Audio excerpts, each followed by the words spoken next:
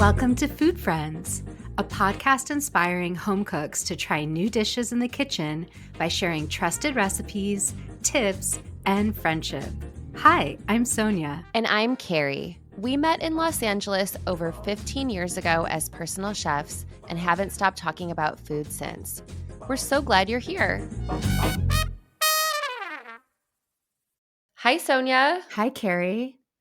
Sonia, when I think about breakfast for dinner, it's usually because I haven't thought about dinner and I'm coming home and thinking about making something that's comforting but also quick with like what I have on hand. But I'm curious, like, do you ever make breakfast for dinner? I do think sometimes it falls into what you're talking about, which is you come home, you're tired, and eggs are such an easy base for a meal, like omelets and scrambles. But I also think there's times when I've made breakfast for dinner for the fun of it. Like it's just fun to mix it up. Sometimes you're craving kind of breakfasty foods. But as much as we're going to talk about breakfast for dinner, thinking about some of these recipes also made me realize how good they are for breakfast or for lunch. Like we're saying breakfast for dinner, but I think these are just easy, quick meals that can apply to so many times of day.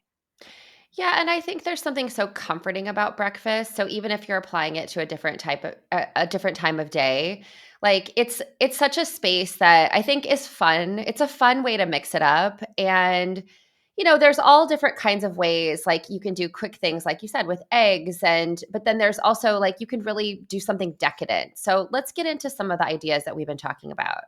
When I'm thinking about breakfast for dinner, the first thing that comes to mind is shakshuka. And shakshuka is a North African dish. People believe it originated in Tunisia. It actually may have come from Jews who were migrating or expelled from Italy who ended up in Tunisia. The origins are sort of debated, but it became very popular in the Jewish community in North Africa and Tunisia and Morocco and other places. And shakshuka is a classic breakfast dish, but it's so savory. If you've never had it, the traditional typical shakshuka involves tomatoes, like stewed tomatoes, usually from a can, but you can definitely use fresh, red bell peppers, a little chili pepper or actual chilies to have. There needs to be a little heat in shakshuka. That's the goal. Of course, if you have kids, you could omit it. Onions, garlic, those are the kind of the typical basis. Then there's a lot of room to play. But as long as you have like a stewy, kind of lightly spiced, peppery tomato, sort of thick sauce that you make, and then you crack eggs. You make like little like divots in the sauce. You like take your spoon and you make a little, Like a well, nest. It's like like a a little nest. nest for your egg. Yeah. And then you crack your egg directly into that pan and you can stick that in the oven or you can put a lid on it. And those eggs cook in that tomato sauce. And then is typically served with either really good, like toasted bread or pita or any kind of flatbread is nice so that you can dip right into that pan and scoop out those tomatoey cooked eggs. And usually you want a little bit of a runny egg so you can dip into the yolk. It's a very communal dish too. You can serve it all in like one big cast iron pan on your table. And I love that. I love like the richness and the heat and the complexity of it, but it's relatively simple to make. Yeah, and I remember when I first learned about shakshuka and I was like, "Wait, how did I live so long without discovering this dish?" Because it's so comforting, like, cooking eggs in this like, tomatoes are so comforting. And then you've got the eggs and then there's the bread element. And what I have found as I've eaten different versions of it and also cooked different versions of it is that it's incredibly versatile. So I think that's what's so great about, if you're really thinking about breakfast for dinner and you're trying to kind of get dinner on the table, you can make this as simple as you wish or you can make it as decadent as you wish and you can push into those traditional flavors like the North African flavors and the chilies and the peppers, or you can just, if you have like some fresh basil on hand, you can kind of be more in the Italian range. And I think so, I think that's even called eggs in purgatory. I think oh, right. there's a really similar, yeah, right, with the basil, and there are so many variations, like, so I make one where I put diced eggplant and zucchini into mine because Oh, I like wow. to beef up the vegetable content, and especially if you're doing it for dinner or lunch, it makes it heftier and feel more nutritious. And there's also a really cool green shakshuka recipe. There's many. I mean, there's thousands of recipes, but there's one by Adina Sussman that I really like, and it has like loads of greens like spinach and dill and chard and feta. And so that's like a completely different direction. I just think that the premise of like something saucy with eggs put inside it in a pan with a lid on, is just a really easy concept to play around with on any night of the week. Yeah, and then, like, whatever starch you have on hand. Like, I never thought about pitas, actually, so I love that you introduced that idea to me. But, having some kind of, like, bread element is so comforting too, and I will say, like, I've come to the place where I really love I really always want feta on my shakshuka. I feel like that's such a amazing flavor, so that's kind of what I'm al even if I'm gonna order at a restaurant, if it doesn't have feta, I don't order it. I get that because that salty briny bite is so nice, and you could also do dollops of yogurt. That's a really nice touch, like a creamy, rich element is so lovely.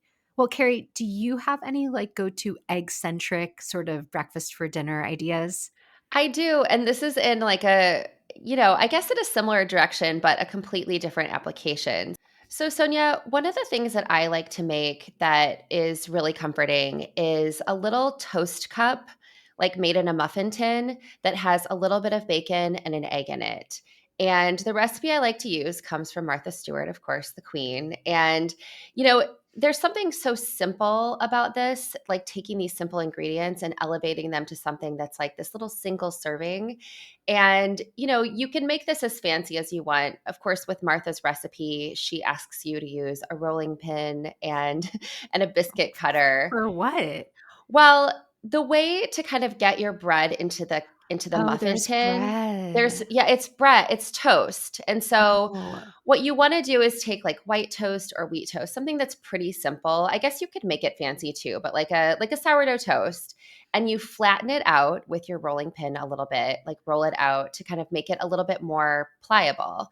And then use your biscuit cutter to cut rounds out of your bread, and depending on like what size muffin tin you're using and what size biscuit cutter you're using, you might want to use like two different pieces of the rounds. And you butter your tin, add a little bread, butter your bread again. So it's like a buttered bread. And then you can sort of set that aside. And or also you can also make your bacon alongside of this. You can sort of be frying your bacon. And I think the trick that she offers is fry your bacon until it's not quite crisp, and you want to drain it well, and then you lay your bacon in this little cup, and then you crack eggs over it and you bake them for 20 to 25 minutes. And so what you end up with is this little cup of buttered toast with bacon and egg on top. And it's it's like so simple, but it's like it feels like a little gift that you've given to yourself. It's interesting that she has you cook the bacon and then layer it. I've definitely seen some version of this where it's like you just put the raw bacon in and but that makes sense that that texture, it would be way too soft. And so I think it is an important note that if you take that extra time while you're like cutting out circles of bread to cook your bacon a little so it gets a head start. But you could do this without bacon too. Like if you didn't eat meat, like the whole idea of just cutting out rounds of bread, buttering them, putting them into your muffin tin, topping them with eggs and feta or eggs and greens or eggs and herbs. That's such a fun I just think the point is muffin tin egg toast, like those little treats, they're so fun and playful. And I love that, especially for a dinner where you're wanting a little like levity to your day. Yeah, and I think to your point about the bacon too, I thought about that too when I was reading her, and as I've cooked them and as I've read her notes, and it's like if you didn't cook your bacon, then all that grease would also be like soaked into your Oh. bread, and I wouldn't want that either. You would really, and so like getting your bacon almost to crispy and then, really patting the grease off of it because you don't want it to be so like then it would just be a greasy, muffin. Yeah, no, that makes sense. I also feel like I've seen a version of this with prosciutto where you could take and that I don't know if you would have to cook ahead of time, but you could line the tin with prosciutto because that doesn't have too much fat and it Doesn't gets have as much crispy. fat. Yeah, I yeah, that's a know. great that it's funny, I've never thought about it that way, but yeah, it's really easy to add, cheese to it if you wanted or some greens, and I would just say, like, as someone who's made this before, you really want the bread to, like, coat the inside of your muffin tin because eggs in your muffin tin tend to stick, and so even if you have those rounds and then you sort of add a couple more pieces in there just to make sure that that egg isn't like laying on your muffin tin, then they're just harder to get out and it can kind of burn and that's not ideal. You really want a buffer of the toast. You want a buffer of buttered toast before you add your egg. I do think eggs are like a natural progression, natural place to go when you're thinking for breakfast for dinner. Although we'll talk about some things that don't have eggs. But another thing that came to mind was something that I first tried on a set at some point, and it is in the category of frittata, which we've talked about before, but it's not one I've ever mentioned to you. It's a potato chip frittata. What? And I feel like this went kind of viral because there was a version of a potato chip omelet that they made on The Bear. You know that show, The Bear? Yes, yes. So there was some kind of omelet he made with potato chips, and this is a similar vein. It's actually a Spanish recipe. I think it's actually been around for a while. I don't think this is like a new invention, but I love it specifically for a dinner frittata because a potato chip is kind of a decadent treat, and it's not really necessarily how I want to start my day always. They're Right. salty, they're fatty, especially if you're using like a good one. And you do want a good potato chip, like a good kettle potato chip or a good plain salted potato Or chip. like a ruffle. Wouldn't you want a ruffle You could here? do a ruffle here, you could Yeah. do a Lay's, you could do any of those simple potato chips, but it's an interesting technique. So basically, you crack a bunch of eggs, you add some cream or milk. As you know from our previous frittata conversation, adding cream really makes a difference, especially if you're gonna have a rich frittata, like, go for it. Yeah, go for it. Go for it. And then you crumble a bunch of the potato chips into the eggs. Like you just throw them in, or you don't even have to crumble them. You just put them in the eggs and you let them sit for a while you caramelize some onions. So the onions aren't like essential, but I think that they add another depth of flavor that's not just salty and potatoey. And onions and potatoes, of course, are so delicious together. But you could also add in like peppers and onions. You can make it as exciting as you want, but I love that this could be so simple. It could be just like onions, potato chips, eggs, a little cream. So you get your onions browned while your potato chips are sitting and absorbing some of the eggs, and then you put them into your pan. You're not going for a crispy chip. That's not the idea of this Okay, frittata. that's what I had in mind. So I appreciate this nuance. Like you're just going for the comfort and the salt of the potatoes, right? Well, if you think of a Spanish tortilla, have you ever Yeah. had a Spanish Yes, tortilla? Yeah. love a Spanish tortilla. Which is so many layers of potatoes and egg and onion, and I think this is like the easy version, the quick version of a Spanish tortilla because you're getting layers of potato, but you don't have to spend the hour cooking. I mean, Spanish tortillas take forever. They really Yeah, take a long time. So this yes. is like the weeknight version of that idea, and so you're getting the head start with pre-cooked potatoes in the form of a potato chip. And if you wanted that potato chip element, I feel like you could crumble some up at the end and have it as like a crunchy topping, and that could be really nice. I Uh, mean, that sounds if you're gonna go for it, go for Go it. for it, right? And is there typically cheese or you just I mean, it's typically whatever you wanna do, right, which is the right. point I think of all of these recipes, right? They're so like, what do you have in your fridge? What are Yeah. you in the mood for? But the classic version that I've always seen is truly eggs, potato, and then some kind of, sorry, eggs, potato chip, and some kind of milk, Yeah, I really love that. It's just the sound of potato chip frittata makes me feel excited for dinner. right? So fun. Totally, totally. Well, Sonia, there's another quick egg dish that I like to make, and it's called migas. I don't know if you've ever heard of migas. I imagine you have. Definitely. Yeah, Okay. living in LA, it's hard to miss. It's hard to miss migas. And, just to start with, migas are basically like a scramble of tortillas and scrambled eggs, tortillas, and then usually some vegetables, some mixture of like onion, green pepper, jalapeno, whatever you have on hand. And, I often forget about migas, except when like I want to go to make like a scrambled egg taco and I realize I don't have enough corn tortillas to feed however many people I'm feeding, just maybe the three of us or just myself. And so, or if my corn tortillas are kind of like dry and they're not that exciting to use as, Yeah. as a taco. And so what's great about migas is that you fry them. You fry your tortillas and then you can add all of the other Like a things. shallow fry in your saute pan. A shallow fry in your frying pan. And so like if there's 3 or 4 of us eating dinner and I only have 2 or 3 corn tortillas, that's obviously not going to stretch, but it stretches what you have. So Right. and just for starters too, you can also make migas with just corn chips if you have them. But this is kind of my entry always to this. So and you can make them as simple as like, just the eggs and the tortillas, like if you really just need a quick meal. But you can also make this super decadent. So this is a place where I often will use whatever I've got in my produce store. And it usually includes like onions and garlic, but if I've got peppers, I'll use those. If I've got a little jalapeno, I don't often do that if I'm making them for Mac, my son, because he doesn't like the spice. But you can also add greens here, and so I usually start by frying the tortillas and getting them crispy, and then I'll usually take them out of the pan if I'm going to add the vegetables, and I saute the vegetables. And while the vegetables are cooking and getting soft, then I mix up the eggs, and then you add the tortillas and add the eggs, and it's done. You sort of mix it all together. It's like a hash, right? It's like this comforting hash, but what's great about the tortillas kind of staying crispy is that they have a lot of great texture to them.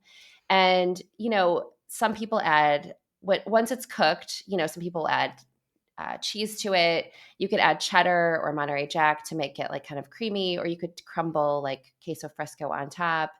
And, I like to serve it with like a little salsa if I have it, avocado, some fresh cilantro.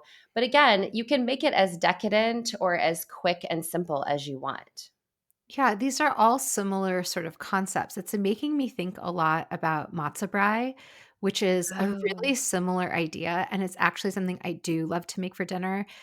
I usually make it a lot during Passover when you eat matzah for 8 days, but I make it, like, when I have leftover boxes of matzah, and also you can get matzah year-round, but it's such a similar concept. They're all a little different, like, in your case, you're frying the tortillas and giving them texture before you add the eggs. In the potato chip frittata and in matzo brie, it's sort of the opposite technique, but in matzo brie, you're marrying the 2 concepts. So you want your matzah to end up with texture, but you also soak them in eggs. So you take sheets of matzah, and some people have you like pour boiling water over it or hot water to soak them first. I just take my sheets of matzah, I run them under the faucet to soften them a little, and then I crumble them into a bowl, and then I add scrambled eggs. So, like 4 beaten eggs or 5 beaten eggs. We'll link a recipe so you can get exact ingredients.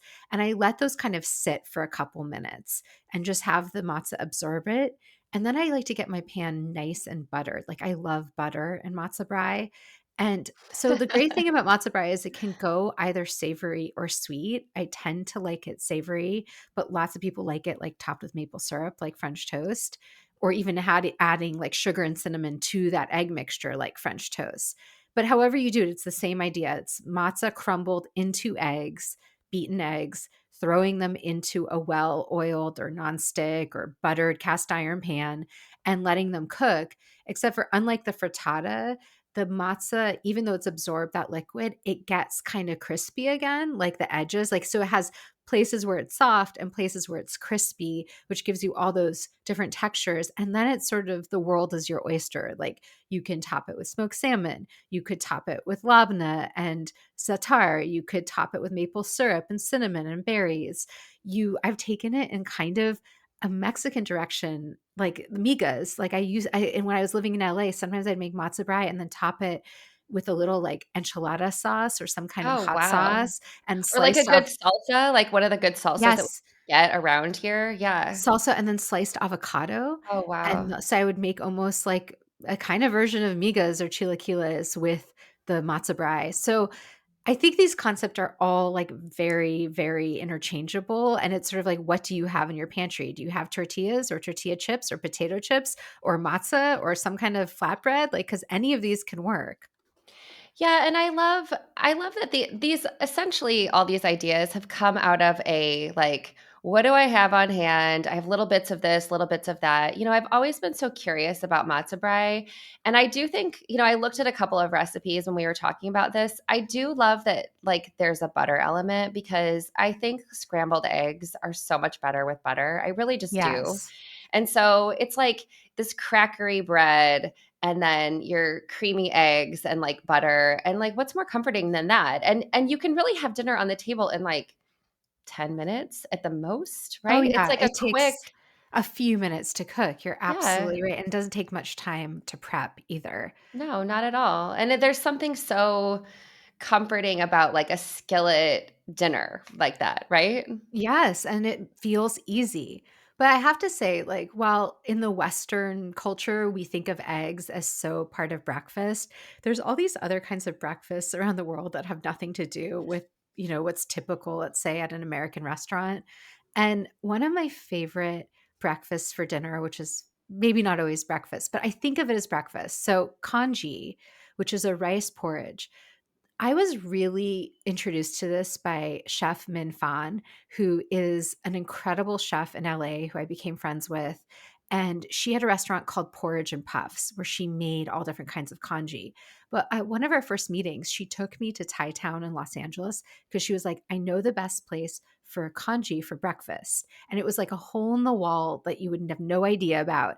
And we had breakfast, at 9 in the morning, and we had these incredible bowls of congee, like chicken, congee, real simple. So congee is really rice porridge. It's rice cooked in water. It is not a fancy dish.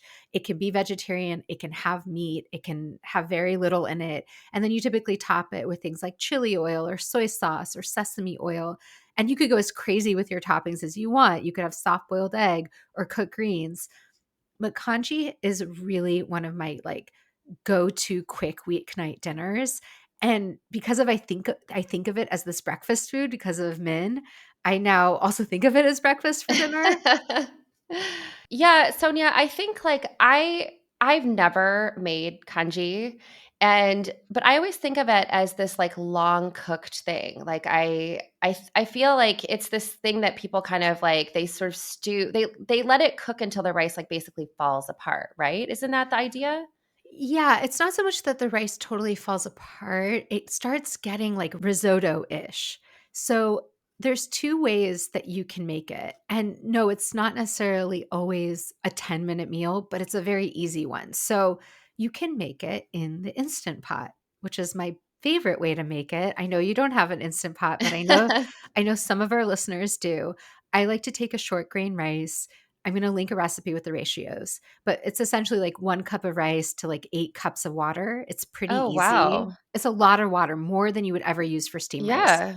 And I just stick it in the Instant Pot with like a spoonful of better than bouillon and some fresh slices of ginger. And that is the key, is like the fresh ginger, like sliced thin, not grated. Like in an Instant Pot really infuses it and makes it so gingery. But you could use chicken stock or vegetable stock instead of water. You can do anything you want. And then I think it's like 12 or 13 minutes in the Instant Pot. It's real quick and it comes out perfectly every time. And the same exact ratios basically work for stovetop. And on a stovetop, it's not that much harder. You put your rice rinsed. I like a short grain, but you could definitely do it with a jasmine too. You put your 8 to 10 cups of water, depending how much rice you're using. and you can infuse it with stock instead of water. You could add the fresh ginger, like I just said. You could add a bouillon cube, and then you just let that simmer for about 35 minutes with a lid on, and occasionally you stir it. So it's not that time intensive or hard because it's throwing things into a pot and occasionally glancing at it. And then if you have like a bottle of kimchi in your fridge, some soy sauce, some sesame seeds, maybe you want to hard boil an egg while it's cooking, or Yeah, I was soft gonna boil an ask, yeah, egg. you could put an egg on top of it too, right? I usually do a soft boiled egg. I love to like saute mushrooms and put that on top, or saute greens. But just that rice porridge with a little ginger and a little like maybe chicken element feels so, so comforting on a cold winter day. Yeah, I mean, it's like a thick soup, and Yes. it's like a bowl of like something warm and comforting. And I do love that this like really goes with our theme of just whatever you have on hand, like whatever variation. I think like I would want to put greens on top of mine, maybe an egg. You could just fry an egg. You don't even have to. There's so many ways that you could do this, and Yeah. and you can customize. If you're making a pot of this, I think about my family, right? Me, my husband, and my 8-year-old son. It's like James and I tend to like things spicy. And so we could put hot sauce on ours, but Mac could keep his pretty, Basic. mellow. Yeah, basic. Chili crisp is a great topping I for. bet. Yeah, that some of that Jing sauce. Do you have a grain sort of porridgey thing that you make? I do. I do. I have a really interesting one that I learned how to make a few years ago. When you and I were we both worked for Tastemade, which is like a YouTube company, and we both worked on this series called Thirsty For. And one of the videos that I was hired to do with this director, Eric Slatkin, was for blue corn atole. And I had never heard of it, but it really resonated with me because what blue corn atole is basically like a cornmeal polenta, like a cornmeal porridge. And Yeah. so it's a lot like cream of wheat. Like that's kind of like if you've ever had I grew up eating cream of wheat. So Sonia, because this porridge is so simple, the ingredients really matter. So when I was working on this video, I found blue cornmeal like at the grocery store in Los Angeles, but I noticed that you could buy some online, you can source them. And there was a period of time where I was also living in New Mexico, and I found blue cornmeal at the farmer's market there and brought it home to Los Angeles with me. So it's worth seeking out like a really high quality blue cornmeal if you're going to try this recipe. And the way I learned how to make it is, I would make it in a batter bowl, which is basically just like a really big measuring bowl with a handle on it. And you pour your cornmeal in, you add water, and you whisk it together.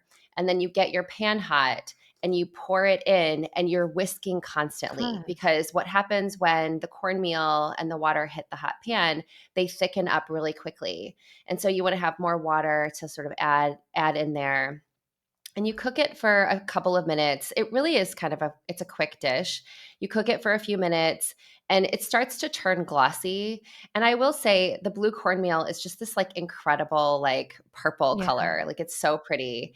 And I like mine I learned how to make it with piloncillo, which is like a Mexican sugar. Like it's shaped like a It's very cone. like molassesy, dark brown tasting.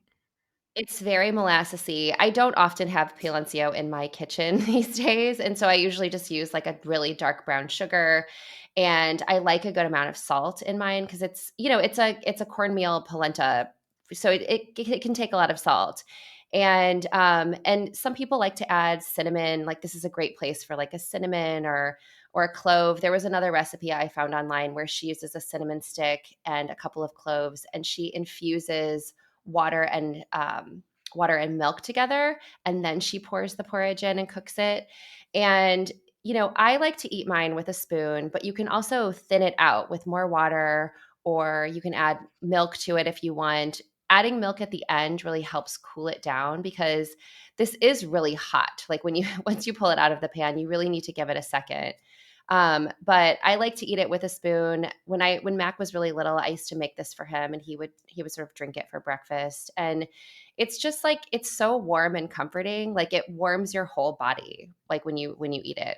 It's a sweet treat, which makes it sort of like a fun change of pace if you are serving it for dinner, but I love just knowing about it because it's, again, sounds similar to congee, sounds similar to a polenta, to a cream of wheat, to so many breakfast porridges. This is a porridge, but you can thin it out, like you said, and make it a drink. So even if it's a complement to to other dishes that you're making, like migas or matzo brie, it's sort of a fun element to have on the table. Yeah, and it's the color, like, that's I just can't stress that enough. The color of it is so beautiful and so unusual, and I have when I didn't have, the blue cornmeal on hand, I have made it with yellow cornmeal, and it's still really delicious, but I have to say it's not as Yeah, pretty. that blue cornmeal is so gorgeous. I remember when you made this, but I've never made it myself. I'm gonna have to definitely try it. Yeah, and we'll link the videos. The other video that I found is really great too, so we'll link both of them. Well, Carrie, you know how much I love a sheet pan meal and a sheet pan dinner. And I feel like breakfast or dinner is another place where you can bust out your sheet pan and make something pretty quick and easy. So, just one last idea to share for breakfast or dinner is I love a sweet potato hash for breakfast. Generally, I just love sweet potato hash. And I found a super easy way to make it in the oven, which I've totally done before. And it's so, so fast. Your oven's on 400 or 375, it doesn't really matter, whatever temperature you like roasting vegetables at. You cube your sweet potatoes small so they can cook quickly, and you add to them onion diced large so they don't get too browned, bell peppers diced in big Oh, pieces, wow. because you want the hash is like potatoes, onions, and bell peppers to me. Like a Yes, real hash yes. should have all three, in my opinion. Maybe that's controversial, but and then like a ton of paprika, not smoked paprika, just regular sweet paprika for that peppery flavor and the color, because it makes it like a nice golden sort of brownish red, and olive oil.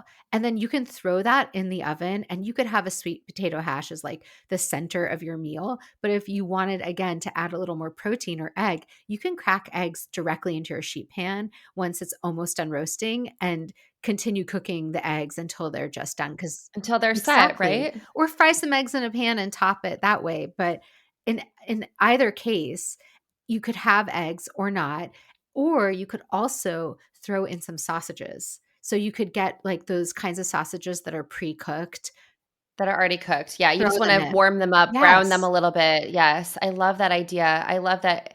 This feels like such a Sonia recipe, I will say, and I also do something similar. I know I've spoken at length at how my family likes to eat nachos. Yeah. We make potato nachos, and at one point, we were having some friends over for brunch, and I made, like, my potato nachos, but when they were cooking when everything was cooking in the oven, I just fried some eggs, and I added the eggs to the top, and I had also put like bacon on them, and then I served, with great salsa, with some guacamole, and like our friends lost their minds. It was like such a great, comforting breakfast to Yeah, have. because your potato nachos, which is such a genius idea, it's like you take the little sized potatoes, you cook them, you smash them, so they're like, and then you roast them. So they become like these little discs that are kind of crunchy on the Yes. outside and soft on the inside.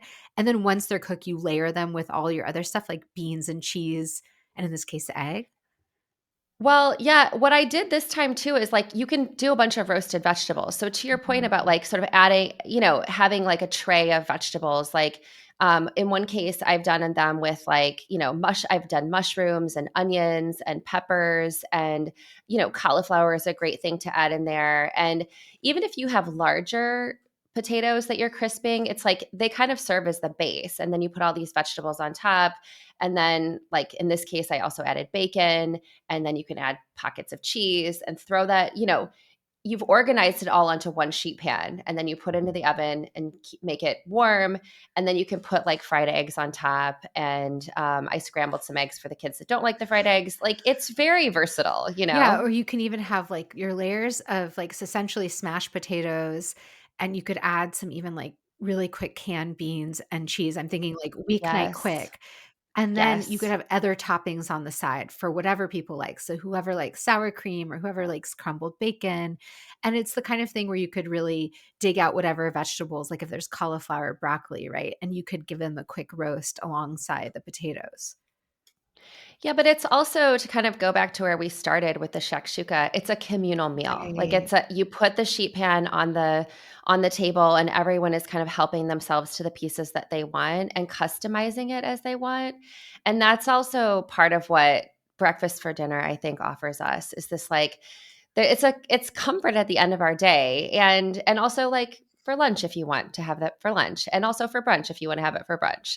Yeah, I don't see why we couldn't eat any of these things any time of day. And I love that you tied it together with it is meant to be served family style. It is meant to be dug into together. It's a way to really connect over the table. Absolutely. Well, this has been fun, and I'm starving and excited for breakfast. Same. Till next time. Till next time. Bye. Bye. Thanks for being our food friend.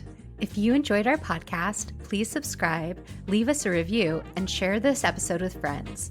We love hearing from you, so follow us on Instagram or drop us a line at foodfriendspodcast.com. Yes, we'd love to hear from you and your food friends. Happy cooking and eating.